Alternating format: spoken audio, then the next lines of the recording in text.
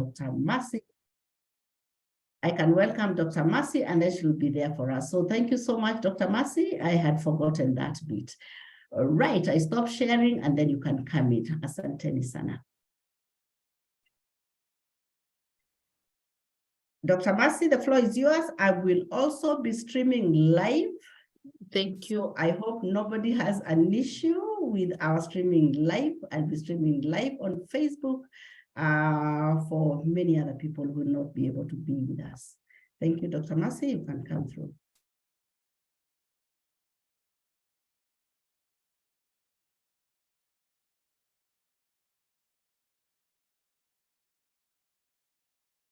I think I'll be better without my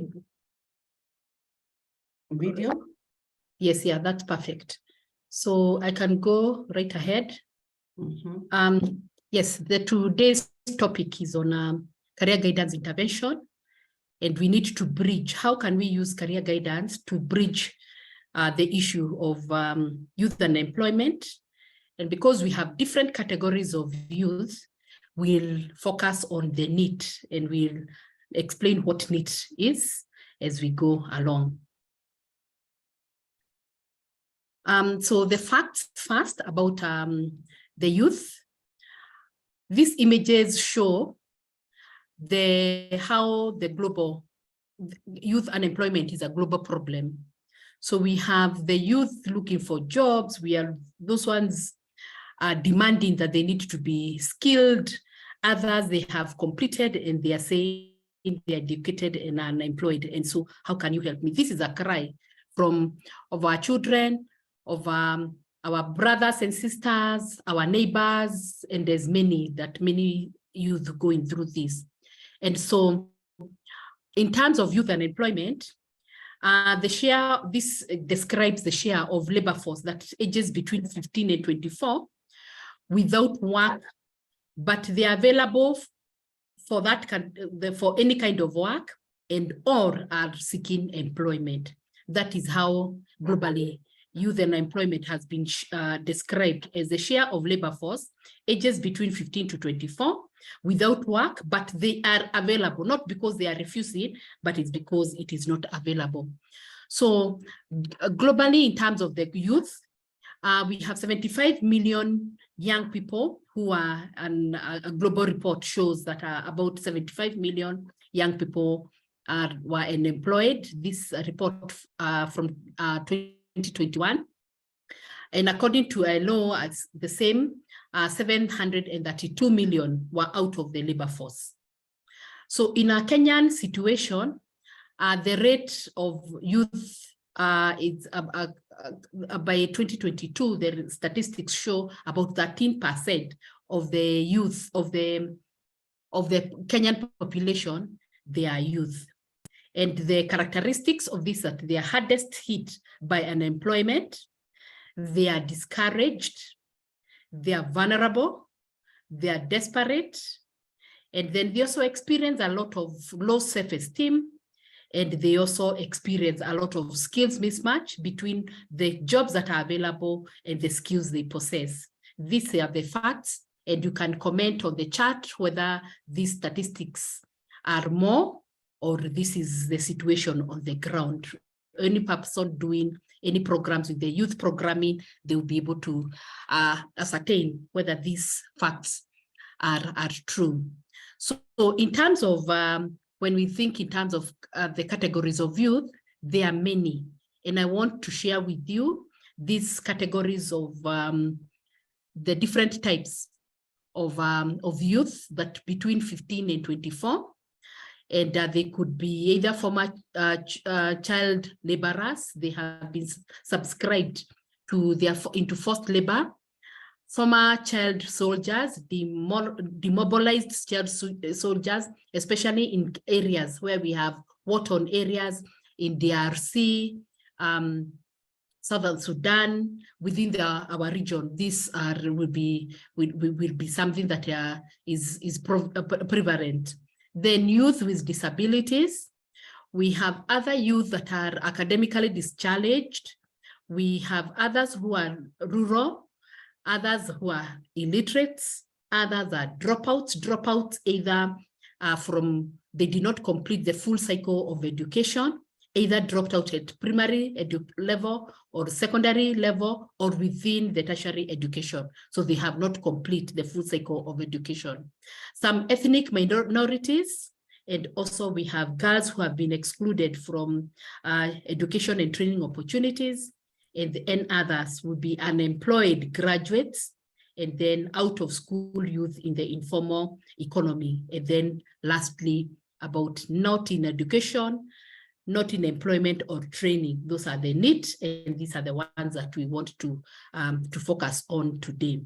So these are different categories of youth, and thinking in terms of how can you take advantage of this and how can you intervene for their circumstances. Is there a way that you can reach out to them as a person, as an organization, or as a practitioner? These are different categories of youth that requires our attention. So what are the main causes of this youth unemployment? We have several of them. They are either cyclical. It's because when the economy changes, or there's a stress, or the economy gets into a recession, there will be demand deficient unemployment costs that are when the economy improves, the jobs are going to be available. When the economy is distressed, there will be the jobs losses are going to be experienced. So that is one of the causes of cyclical cause of unemployment, of youth unemployment. Then we also have the structural one, either when the technology has changed, work environment has changed, and the skills needed become obsolete. So it means that people are going to be rendered jobless, or their jobs are going to be lost because of technology. Other companies will outsource some of their services, and when they outsource the services, there are some, when the job evaluation, job restructuring takes place, some jobs are going to be lost. And when they are lost, then unemployment, people become unemployed. Then we have frictional category, where we have voluntary, the people who have saved up their money and they think that they want to take a break from the employment. And so if they are not in education and they are not in training and not in employment, then they are also part of those who are unemployed. Then we have those ones who temporarily we relocate from one region to another, either because of circumstances that will allow people to relocate, and for that period of relocation, they will not be employed, they will be unemployed. Then we have newly, the people who are the graduates entering the workforce, or people who have either the mothers re-entering the workforce, they will also be affected. So, and especially the youth entering the workforce, either they will be declared, either they will not be able to access jobs because they lack relevant skills, experience, or they have no information on of existing vacancies. So this will be one of the areas that will affect their unemployment. Then we have hidden employment. This will be the jobs that are not publicized, they are not advertised, and it's not readily available, accessible to any youth looking for jobs. So how do we, so this will cause them not to be able to access, be able to know what jobs are available and what vacancies are available. Others experience of unemployment or underemployment, overemployment, they are highly qualified. And I'm sure you have had experiences where people looking for jobs and then they are sold, they cannot take you because you are overqualified. Others, they are underqualified because the skills that they have acquired do not match with the standards that are needed in the workplace or in the labor market. So those are some of the dynamics that will affect youth unemployment. Then we have seasonal, and especially when we have farmers in the rural youth will also be affected by seasons. When we have a lot of work during the farm, the growing, I mean when farming is taking place, and then there will be a period where the work in the farms is highly reduced. And so the workforce will also be reduced. So we have the planting season, we have the harvesting season, and we have a dry period where there is no work in the farms. So this will definitely affect employment for the youth, and especially in the rural areas. So then, what are the costs of this unemployment? When we have youth, many of them do not access employment. So there are definitely implications for that. So there's loss of income for the unemployed. There's less tax revenue and from the government, and also higher government borrowing. If we are not able to, if we have many people not employed, and the government relies heavily on taxes from people who are working, then it means if we have people or the youth not joining the labor market, then the ability to collect tax from the youth is reduced, and so the government definitely will have to rely on external borrowing so that they can meet their expenditure. Loss of human capital and skills. When we have many people who are trained and with the right skills and they are not able to access, then we are not the skills become underutilized, and so that is the loss of human capital and skills. Then insufficient use of resources, and especially because there is a huge investment that has been put in education and training, and so when this is not translated into use of the skills that have been developed, then there is insufficient use of those resources from the human capital. Then we also experience social problems and economic alienation. When I have been trained and have had high hopes, then it means I become alienated from the economic activities. And more often than not, if I'm not, the state of hopelessness or self-esteem steps in, and then the youth now resort to social issues, social circumstances that lead them to other problems that affect the society and which are prevalent in our community. So our focus, therefore, is going to be on NEET, because we have many categories. We have said unemployed graduates, we have school dropouts, we have talked about child laborers, we have talked about those ones who are underachievers within the education system and they feel they cannot continue with the education system. So there are many of them, and so we want to focus on the NEETs, the not in education, and not in education, employment, and training. And these are the characteristics of this. So who are the characteristics of NEET? These are effectively disengaged. The NEET not in education, employment, and training. So they are effectively disengaged from education, training, and the labor market due to different types of problems. And so they will either be unemployed, they are inactive, or not involved in education or training. So any of that, the characteristics, the category will either be unemployed, either not inactive in terms of job labor market, and they are also not education and training. And so those are the categories that we are talking about or describing as the NEET. According to statistics, OECD and ILO, 32% of the global youth represent NEET, not in education, not in employment and in training. And it has serious effects because they suffer, or they are likely to experience the risk of social and economic exclusion. So they are likely to receive income below the poverty line, and they also may lack the skills to improve their economic situation. If they have not gone for training, if they have been illiterate, so there is likelihood that they will never be able to earn income that will help them to boost their economic status. And so they will remain in the below the poverty line. So we need to intervene so that in this area, so that we can reduce the 32% of the global population that are described as NEET. So what may cause the NEET, not an education, employment and training?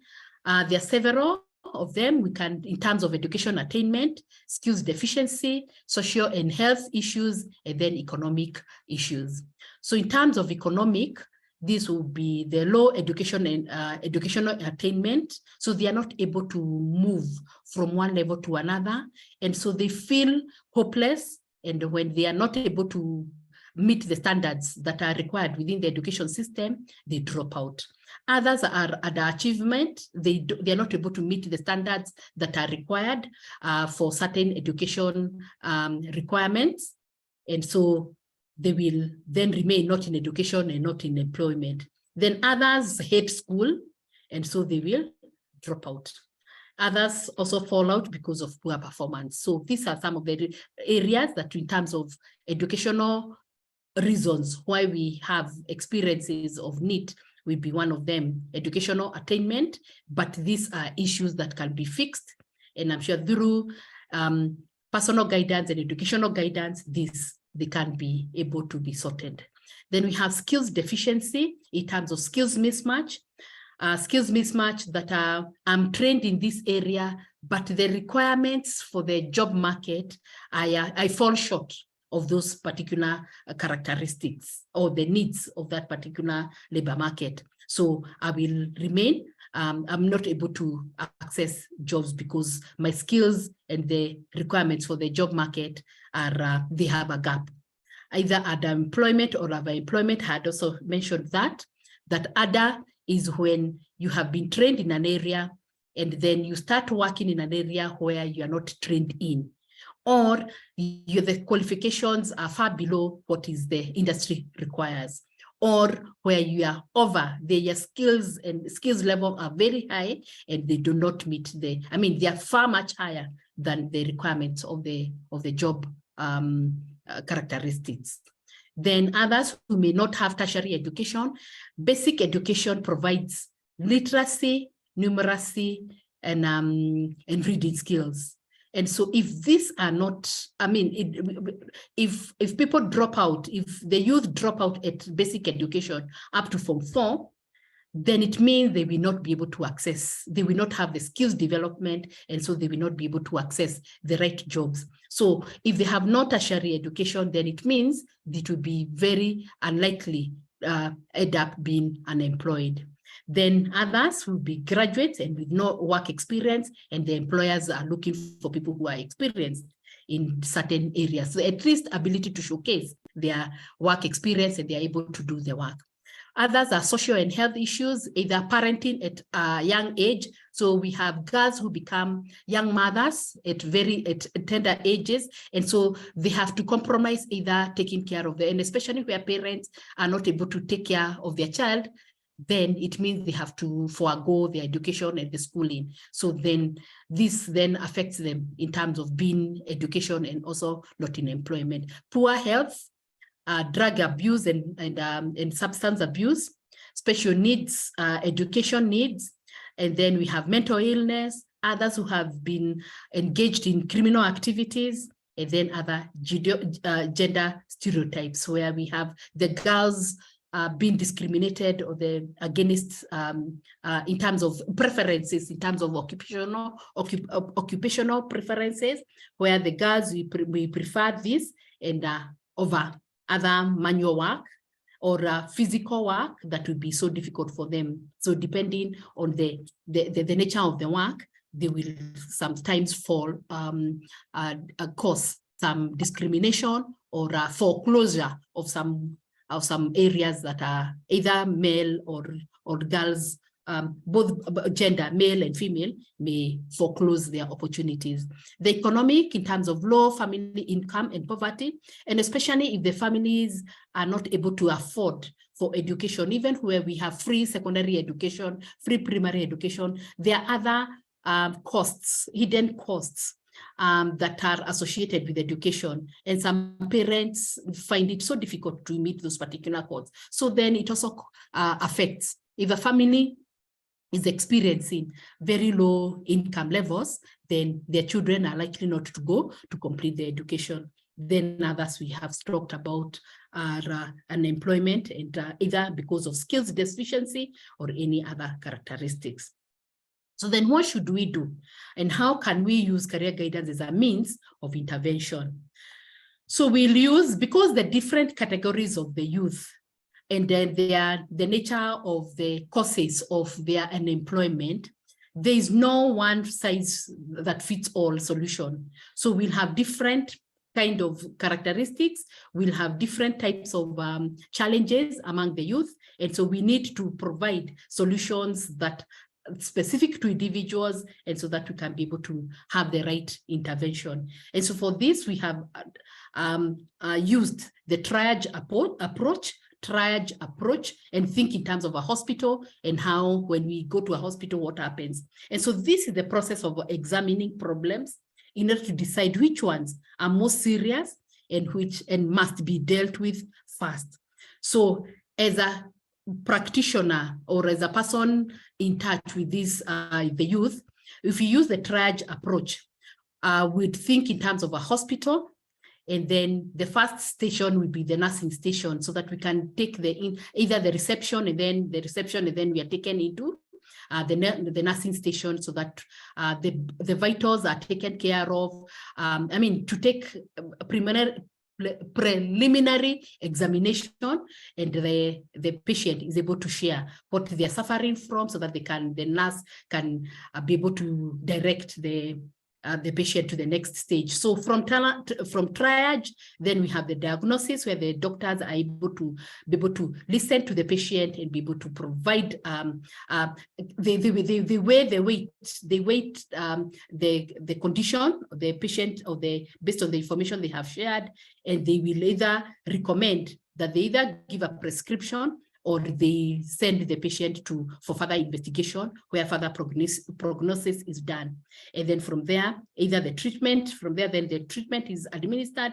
And if the case is not is more serious, and the doctors or that particular station is not able to provide, or that health service is not able to provide, then they make a referral to another place, or a better hospital with the right equipment and with the right facilities. So the same way, when we think in terms of our NEET or the youth experiencing unemployment, we should think in terms of how can we administer, how can we identify the challenges they're experiencing, and so that we can be able to identify their needs and then facilitate or suggest the next steps that they need to take. So as a career practitioner or in a career guidance setting, the practitioners uses triage interviews. So we interview, we gather information from them, we document it so that we can be able to identify the real need and then be able to facilitate how the next steps are going to be taken. So in this case, career guidance, therefore, has 4 stages that will be useful for a practitioner or any person now dealing with this, the youth experiencing unemployment and not an education. So 1 will be diagnostic, the same way the nurse takes up the notes on the patient, they take the temperature, they take the BP, the weight, the height, and all that. So the same way as a practitioner will be carrying out diagnosis of our patients.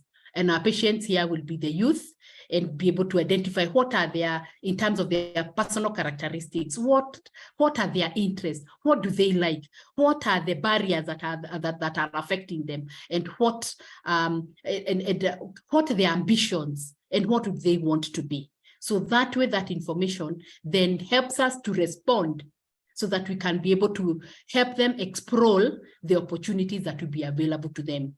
If they are those ones who dropped out of school, we need to encourage them to do what? To go back to school and be able, if it is going back to school, those are the areas now then we recommend, we suggest, we help them identify skills of identifying and researching about the schools that will be suitable to them.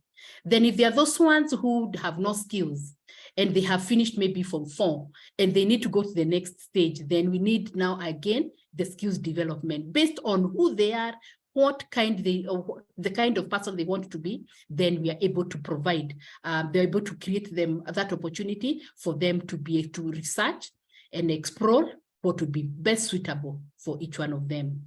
And then the career guidance again, for if you think in terms of the graduates, the NEET who are graduate and unemployed graduates, then we also need to be proactive. We have seen a lot of graduates not accessing the labor market, the entry to the labor market having been very tough. And so what can we do? So the career guidance then becomes proactive in terms of work-based learning, so that they know what is expected of them, what are the certain expectations, how do you prepare yourself for those particular areas. And so research and being able to visit companies, industrial attachments, either internship programs. That way then we'll be able to help them build the experience that is needed. They will know the kind of experience that is needed, the kind of skills they need to document, the kind of values that they need to document, so that by the time now they prepare themselves to face the employers or the labor market, to enter the labor market, then they are well prepared. Then we also have, we said some of the other issues will be social and also social issues. And the social issues affect social and health will also affect how the youth get into the labor market. So for that case, then career guidance offers a therapeutic service, so that all career guidance services issues are identified, they're isolated, and those ones that are not career related, then they are referred to the relevant resources or services, either counseling, either psychiatry, any of those that we would require. That if there are not any that are career related, then the referral services becomes very important. So this is an idea that shows that we are going to be, as practitioners, we'll have to diagnose, we have to respond.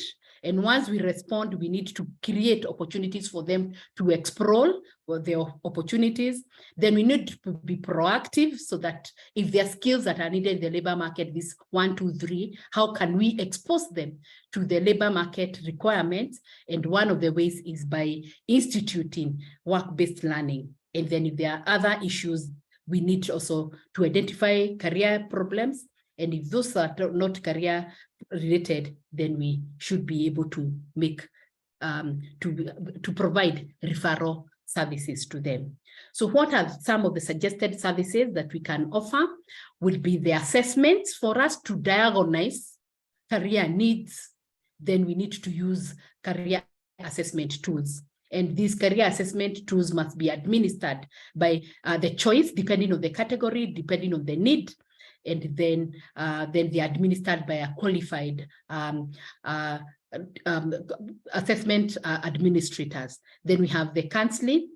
We have work simulations or work testers. The work testers is what I was the work-based learning in terms of job shadows, company visits. There will also be like a industrial attachment, internship, work studies, all those are work simulation or testers. Then we have funding will also be necessary, because if the issue is funding, that they have dropped out because they have no money to go back to school, then there should be an element of finding how linking our clients with funding agencies so that they can be able to be supported. Any career guidance cannot work without information. So labor market information is necessary, and we need to be able to package it in a way that it can easily be useful and accessible to the NEET population. Then education in terms of structuring, how can all these activities be mainstreamed within the education system or within, so that this the elements of assessment, counseling, and all these are mainstreamed in terms of they are provided for, and in a way that is systematic, and so that, and also that are also age appropriate. then for us to work and to be very vibrant, we cannot provide all the solutions. We need to engage ourselves with outreach services and engagement, so that when we have referral services, then who are we taking? Why are we making referrals to our clients? So either could it be the government? Is it social service, civil service, CVOs? Is it CBOs? Is it FBOs? Is it NGOs? Is it private sector? So we need to have partnerships with all this, so that we'll be able to provide. Where we have referral services, then where do we, if we need to take our students or our youth for work experience, which are the organizations that are giving youth internships and etc. And we must leverage on technology. Jobs are not going to be readily available. The physical kind of jobs are not going to be readily available. And so it is important that we know the kind of jobs, the work environment has changed. And so technology is one of the ways that is affecting the workplaces, and how can this be leveraged? So I want to showcase an example of a program by European Foundation for Improvement of Living and Working Conditions, so that even as we know kind of this, the nature of work, this is by and large, this is how the work environment is changing. And so if we know this information, then it becomes easier to be able to direct our needs, or any graduates or any other person that will be. So we have employees sharing, we have job sharing, interim management, casual work, ICT-based mobile work, voucher-based work, portfolio work, collaborative employment, crowd employment or platform work, and all this. There is a link to this, and I'll be able to share with this, the Europe, it's www.eurofound.urepa.eu.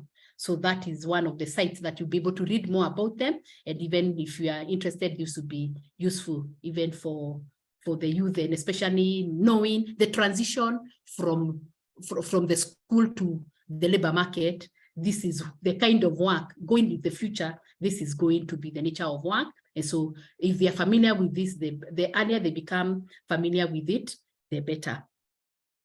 So what are the outcomes for this?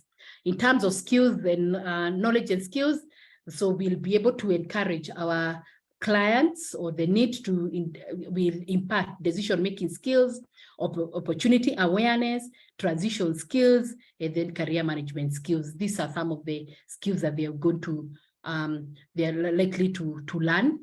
Their attitude in terms of the outcome, there will be more hope.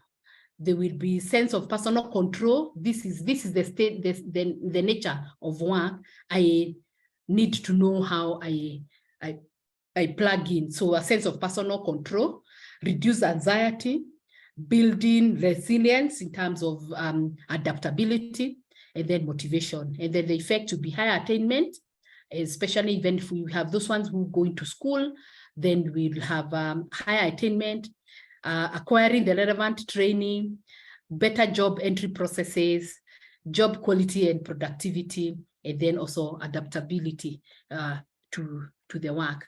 And so what would be the impact? Improved engagement with education, especially those ones who drop out of school. So the impact for the individuals would be improved engagement with education, those who go to school, enhanced performance and increased motivation in education and work, and then smoother transitions between education and work and other life stages. And then generally it will contribute to lifelong well-being and success for individuals. And I think that is it. That is what we had gathered for today. And thank you very much. Over back to you, Margaret. Wow.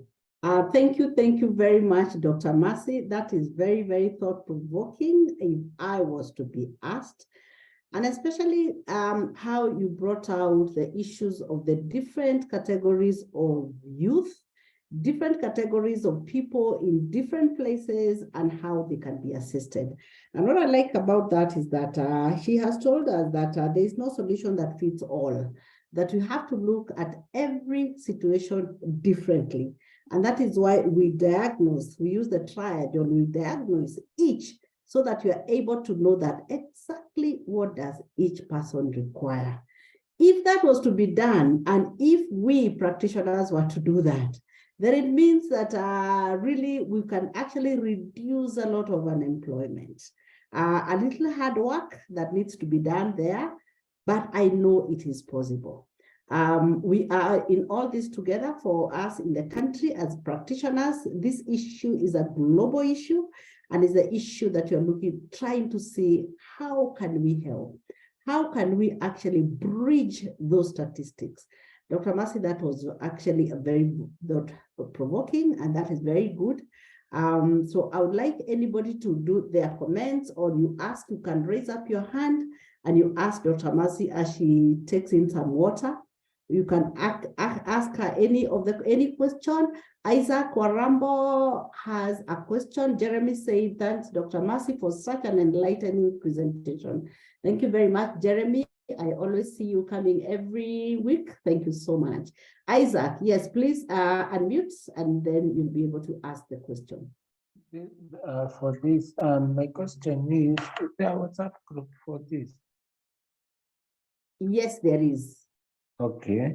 Yes, and we shall be giving you how to get into that group at the end of the presentations. Okay, so thank you. Thank you very much, Isaac. You can put your hand. Anybody else with a question? Comment, observation? Of course, a lot are saying it's very good. Thanks, Dr. Mercy, for a well-presented lesson. Very enlightening. Yes, it's very enlightening and all that.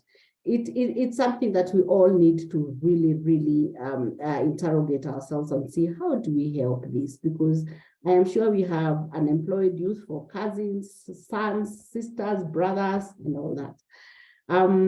Any other questions? Any other comments? Susan, Virginia, Wagaki, very innovative in using the triad in the medical system to explain exactly. And as she said, that it is very important for people to really know. If the nurses didn't understand the triad, they would actually be giving us the wrong information. But it's a very good way to diagnose. Anyone else? Okay. You are also free to put in your question as well on the chat. And then even as we move to the second session, then we'll be able to answer. Dr. Mercy is here, I am here, we'll be able to answer. So excellent presentation, very insightful. That was from Catherine. So we go to the next session, and it is still Dr. Mercy. Dr. Mercy still, I'm sure you've taken some water, where a wonderful presentation. Are you able to share it? We'll actually be sharing the recording, and I'll guide you on where to get the recordings, all the recordings that we have for all this. So Dr. Mercy, I am sure you've taken some water. She told us that. Yes, I am.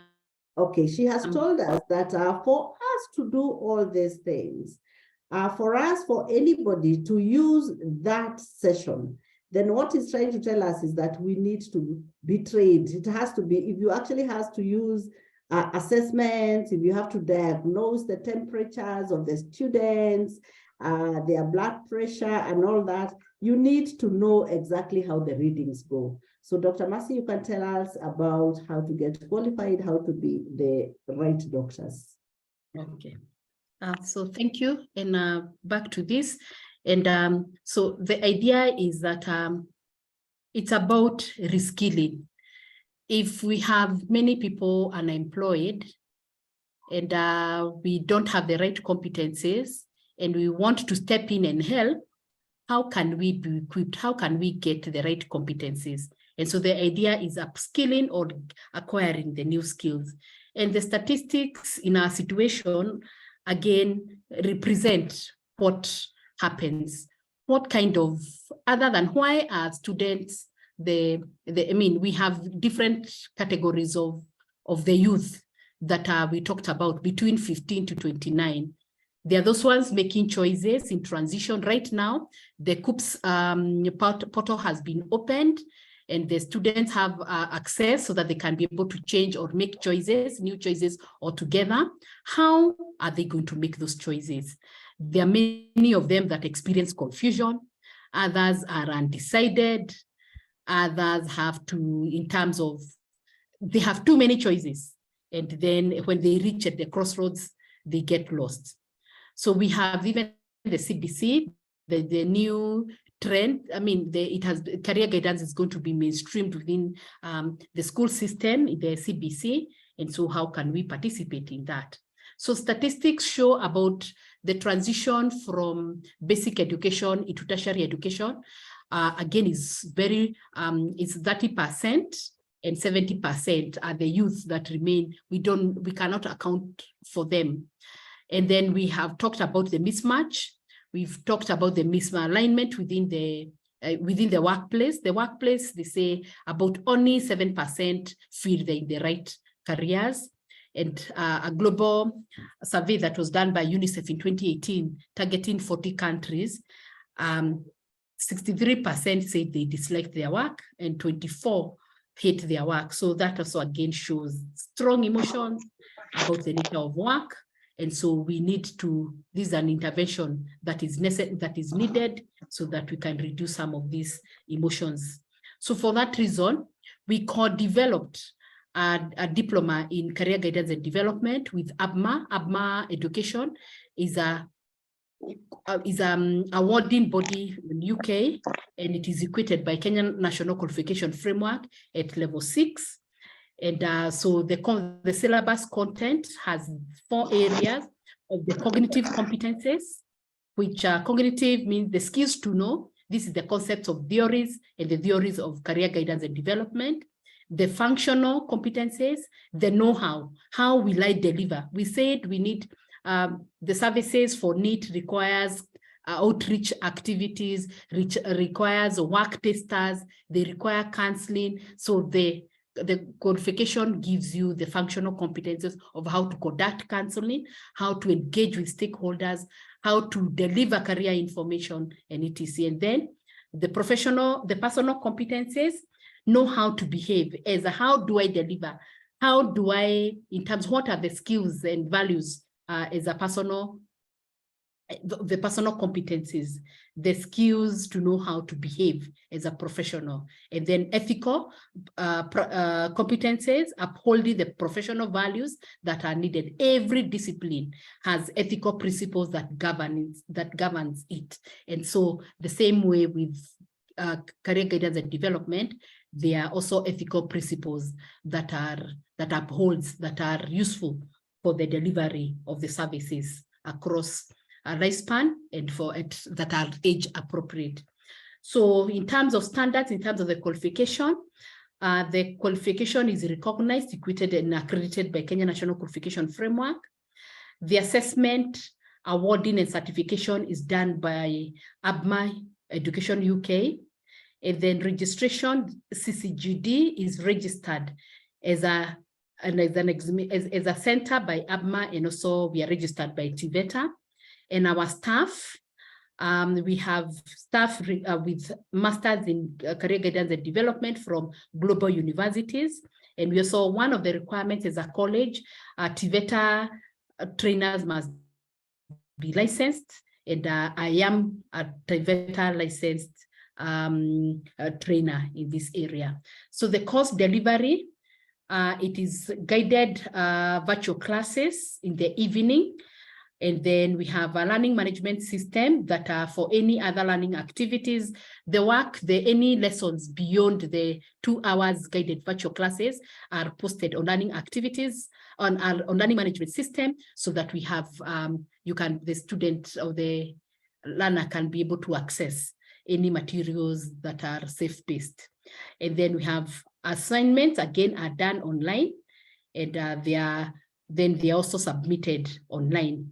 Then in terms of payment of the course, there are flexible payment plans, either per unit, either monthly, and there is always that flexibility in terms of what you can afford per term, and then be able to meet the requirements. And that is we value when we recognize that sometimes it's not possible to have all the money together, but we are flexible in terms of allowing our students make payment plans that will be suitable to their pockets and at different times. How then do you get, when I get this qualification, how can I apply and what are the opportunities for this qualification? So we have the skills. Once the skills are acquired, it can either be used in curriculum and course or a workshop planning. You will have gathered all those competencies either in the functional area, in the cognitive area, in the personal area, or in the ethical areas. So all these skills can be used for people who are in curriculum and instruction. This would be an area that they can be able to be comfortably formulate curriculums, or even be able to plan or develop their own career guidance programs. Then again, designing, developing, evaluating, revising education programs, integrating career management competencies in the school curriculums, then developing and reviewing career information products.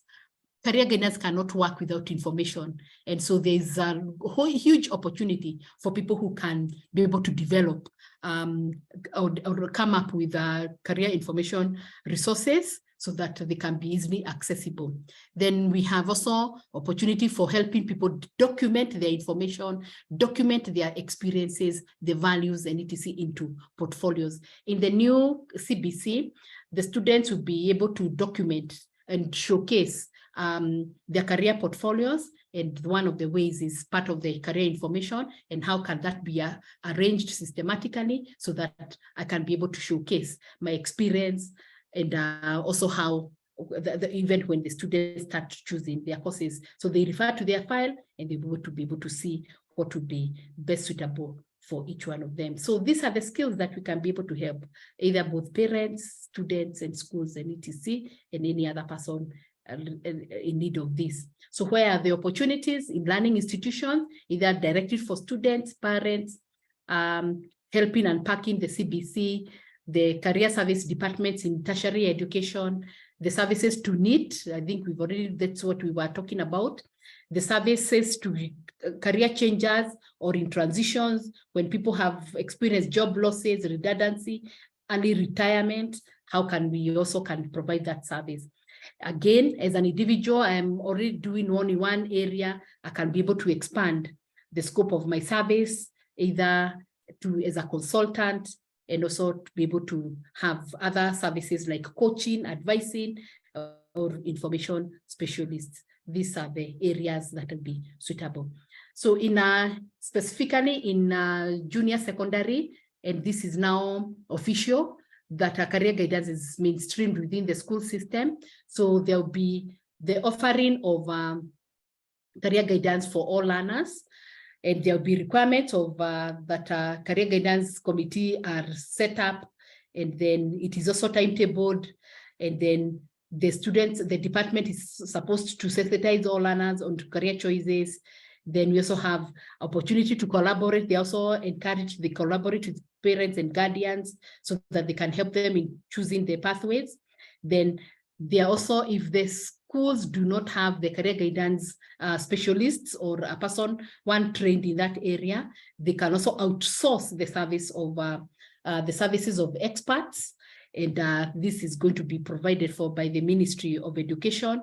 And we are hoping as the Career Guidance Career Development Association of Kenya will be able to lobby for that, so that we can be able to see how we plug in within the junior secondary and career guidance services.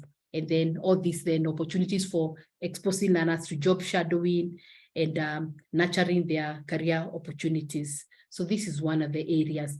So we have in TVET training, TVET, there's a regional, Margaret talked about, we have been involved in content development of a regional framework for career guidance and counseling for TVET systems for 5 countries in Ethiopia, Kenya, Uganda, Tanzania, and Madagascar. And alongside that, in Kenya, TVETA has developed standards for career guidance services, its requirements and guidelines. And one of the requirements of the standards is that the people who are going to be running these offices must be trained, must have the qualifications within this area. So if we think in terms of going forward, who do you think can benefit from this training? Is it you? We have unemployed graduates and we have said they can be able to retrain and get new skills. Is it our neighbors, our children? It is open to all.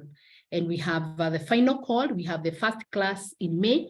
The class starting, we have an intake ongoing and our classes will begin on Monday. So if there's anyone who think that can benefit from this training and be able to provide an impact in those areas that we have talked about, they are free to be able to do that.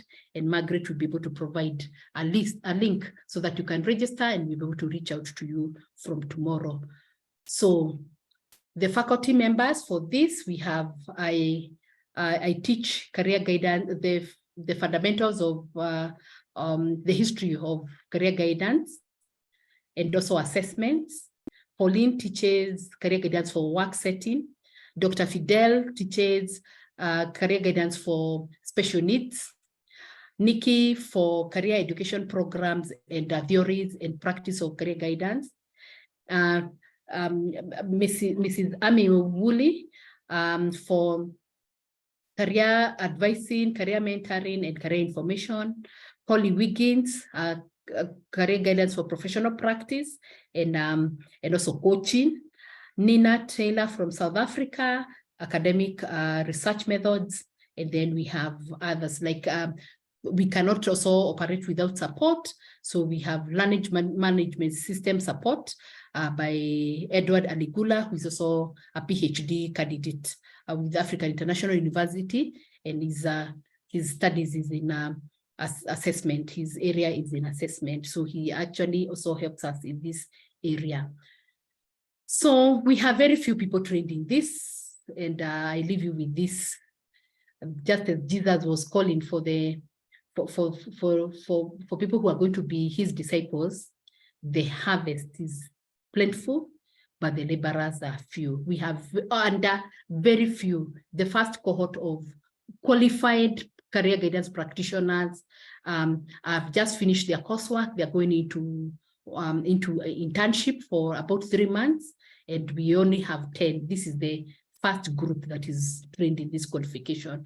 And so many more we need, and we've seen the need and the gaps that are for career services in our country is huge, but the laborers are few. So we are calling on you to be able to join us so that we can be able to get the skills and be able to conquer the mountain and be able to serve our people in whatever capacities, whether it's in learning institution, as a private practitioner, or even the special needs population, either the youth in school, the youth in the tertiary education, wherever. So we have as many opportunities where we can plug in, and I hope that some of you will be able to join us so that we can learn and be able to impact the world.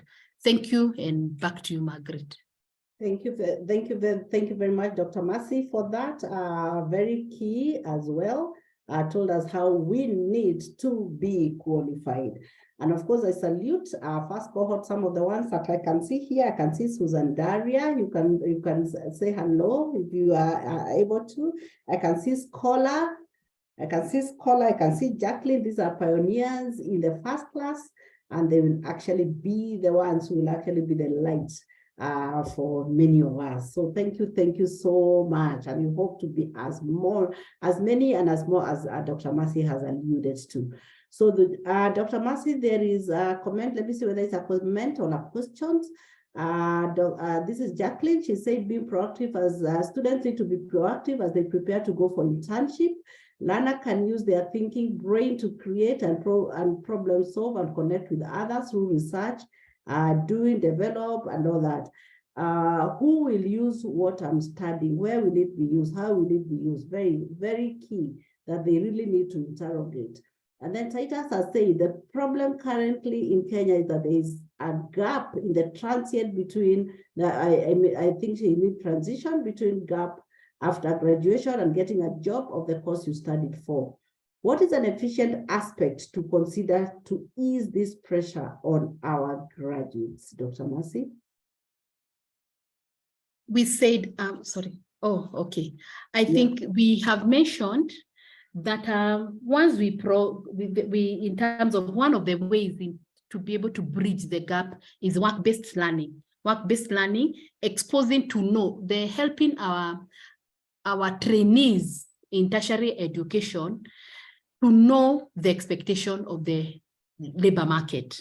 So we must provide the information and also be able to expose them to what is required in the job market. And one of the tools is through the work-based learning, either work-study programs, either internship, industrial attachment, whatever any work that we'll be able to expose them, volunteer work, and there are different types of this. I think we have a Titus, there is the CPD program on different alternative methods of industrial attachment.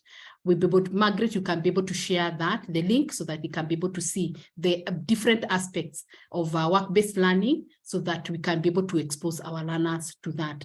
And also, what in terms of what are the tools, the job search tools they need to have, either preparation of the CVs, how the CVs needs to look like, interviews, how they need to be able to prepare themselves for interviews, the kind of branding, how do they present themselves, and etc. I think that one has been provided. And Titus, if you go to the website, Pauline did was the one who shared on the transition between the school to work transition. You'll be able to to read more about it from the website. So Margaret can share the link so that you'll be able to see both the framework, the CPD framework, and also the link to what Pauline shared 2 weeks ago. Okay, okay. I was trying to get those links because I removed them. Yes, I think it's already there. You've already shared the link to the recordings for the webinars, yes. And Titus can be able to get that one for Pauline. Pauline has a lot of information on that, and in addition to that, the link to the CBD and the alternative industrial forms of industrial attachment. Yes, exactly. Thank you very much for that. Isaac is asking, send us the website. I've actually just sent for more information. Please see, I've sent you the link for more information about what Dr. Mercy just said about the diploma, but of course you get all the rest of the information that you would like there. So I think we are coming to the end of that, unless anybody else has a questions, an observation. Let me see, somebody else has said, just hang on please, added to WhatsApp group. We will actually do that. We are actually coming to the end of this, and I would like to show you how to get to be getting information. We normally have these sessions, either we have these sessions always either after 2 weeks or after 1 week. So it all depends sometimes on few issues. Right now, we would like you to still stay tuned so that we can give you more and more. We have very many topics. We'll be giving you a topic on special needs, as well career guidance for special needs, and very many others. So we have quite a number of topics, so we'd like you to stay tuned, stay connected. So if you want to receive alerts on our upcoming webinars, Isaac and the others who are asking, please text, I want to be a member of Career Conversation to 07438222925. That's the number there, and we shall add you. If you like that to be, please send to that number, and then we are going to add you. I can see Consolata has also asked the same thing. Please add me. Please write, not here, write to this number. Kindly write to this number that I would like to become a member, and then we shall be giving you more and more We have so much to offer you, but definitely would like you to be qualified. I have sent you, I've sent two things. I've sent the website. I have also sent the Google form, which you can fill in if you'd like us to contact you. The classes begin again on the next week on the 22nd. Dr. Mercy put it.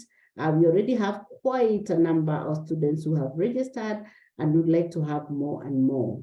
So we have that. Petronilla is asking, can you share the number again? Let me share it on this so that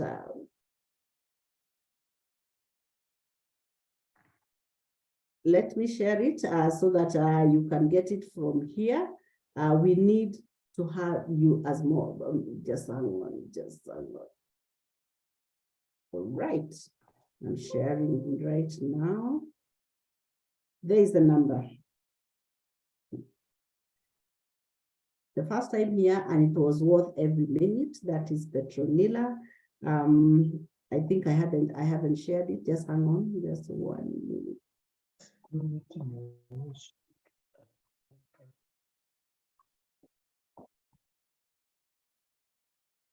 There you go. That's the number. That is the number. Text it